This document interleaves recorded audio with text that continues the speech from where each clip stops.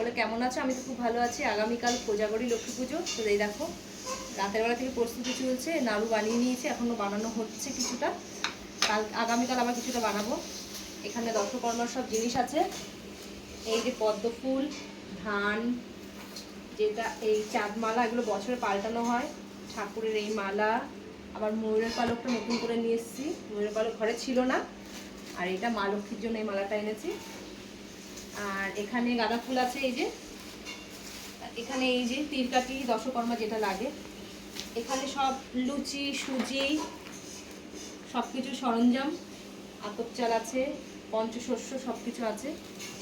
আর এখানে আছে ফল। এই যে সব ঠিকঠাক করে গুছিয়ে রাখবো। আর এই বাসনগুলো আজকে সব ধোয়া হয়েছে, এই ব্যাগের মধ্যেও কিছু আছে।